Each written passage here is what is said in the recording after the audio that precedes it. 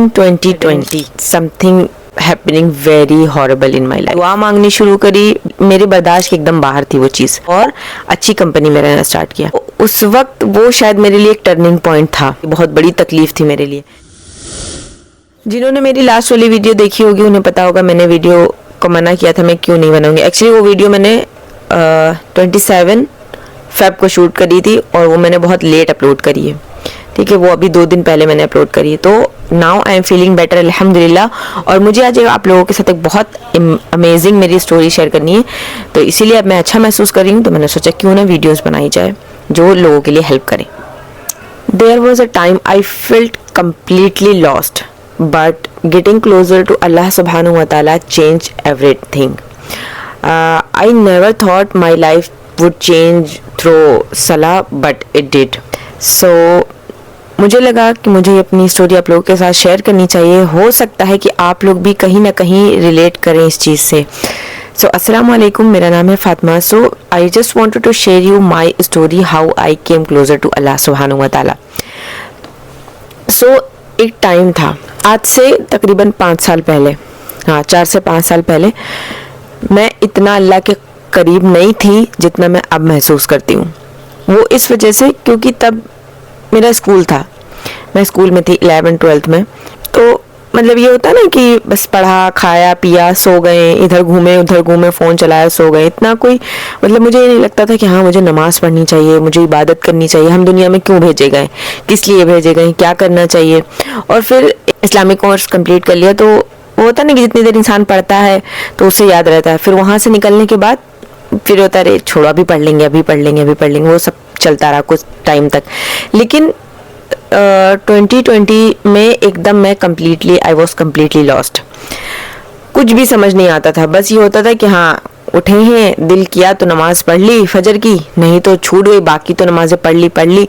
बस एक ये था कि फ़र्ज़ अदा करना है, बस जल्दी से 4 रकात पढ़ ली और फिर वही फालतू के काम, कभी इधर मूवी देखना, कभी ये करना, कभी वो करना, फालतू के कामों में अपना वक्त ज़ाया करना.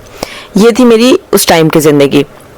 और गाने सुनना, मूवीज़ देखना, रात भर वेब सीरीज़ देखना, और मतलब कुछ भी एहतियात ना करना कि हाँ इन चीज़ों का मेरे ऊपर क्या असर पड़ रहा है. और एकदम I was feeling empty and lost, not praying regularly, being too busy with this दुनिया and struggle with faith. तो किसी टाइम ये लगता था, कहते हैं ना कि अल्लाह ताला ने इंसान के अंदर एक ऐसा ज़मीर रखा है जो उसे सही गलत पर धिक्कारता है.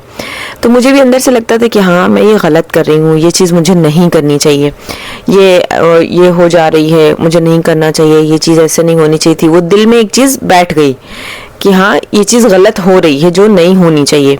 वो इंसान के दिल से एक आवाज़ आती है जो नहीं होना चाहिए, ज़मीर उसका बोलता है कि हाँ ये चीज़ गलत कर रहे हो, लेकिन इंसान उस बात को इग्नोर करता है, उस आवाज़ को इग्नोर करता है.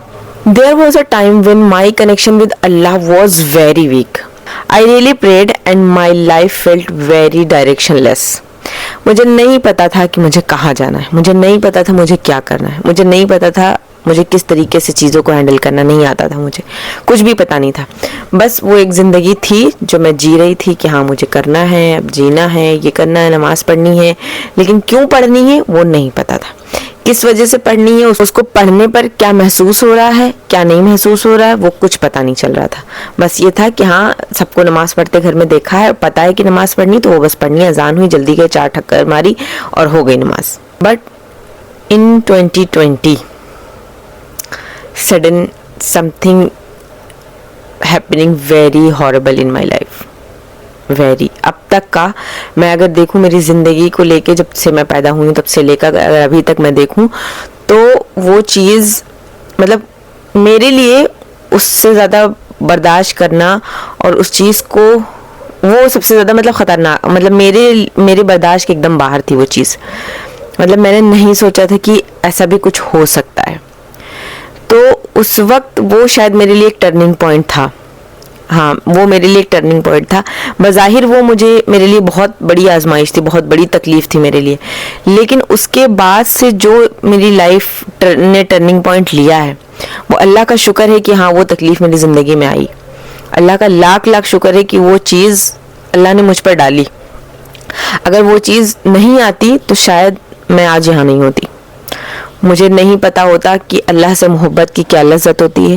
مجھے نہیں پتا تھا نمازوں کو ٹائم سے پڑھنے کی اور دل لگا کر پڑھنے کی کیا محسوس ہوتا ہے, اور قرآن کو سمجھ کر پڑھنے سے کیا ہوتا ہے, یا اللہ ہر وقت اپنی زبان کو اللہ کے ذکر سے تر رکھنے سے کیا ہوتا ہے.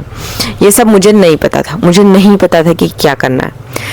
تو وہ ایک پریشانی ایسی تھی جو نماز پڑھنا تو میں پابند تو ہو گئی تھی ایک دم, فجر کی بھی, فجر تو ایون تہجد بھی میری رات ہوتی تھی تو جب بس ایسا لگتا تھا کہ دم گھٹ رہا ہے, کیسے تہجد کا ٹائم ہو میں اللہ کے آگے نماز پڑھوں اور دل کھول کے روؤں, کیونکہ وہی ایک جگہ تھی جہاں میں اس وقت رو سکتی تھی.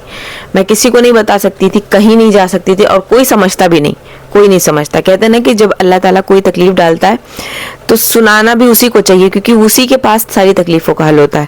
تو اللہ کو میں نے وہ ساری چیزیں بتائی, جو حالانکہ اللہ بہتر جانتا تھا کہ میرے دل میں کیا ہے, کیا ہو رہا ہے, کیا ہونے والا ہے, کیا ہو سکتا ہے, وہ سب اللہ سب سے بہتر جانتا تھا. اور آج بھی اللہ سب کچھ جانتا تھا, لیکن میرا دل ہوتا تھا کہ میں اللہ کو ایک ایک تکلیف بتاؤں, جو بات میرے دل و دماغ میں آ رہی ہے, ایک ایک چیز جو کچھ میرے دل و دماغ میں ایک چیز میں سوچ رہی ہوں, وہ سب میں اللہ کو بتاؤں.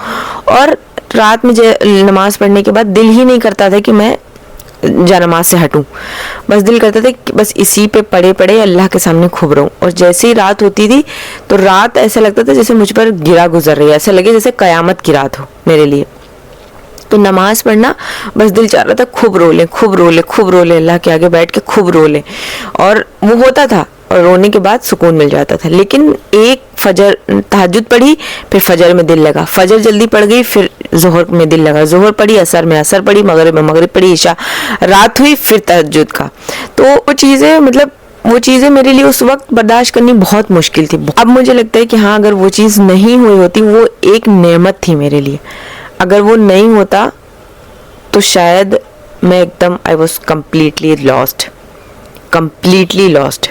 مجھے نہیں پتا تھا, لیکن اللہ کا شکر ہے کہ وہ چیز مجھ پر آئی, اور اگر وہ نہ آتی تو میں نہیں جانتی میں کس عذاب میں مبتلا ہوتی, مجھے نہیں پتا تھا.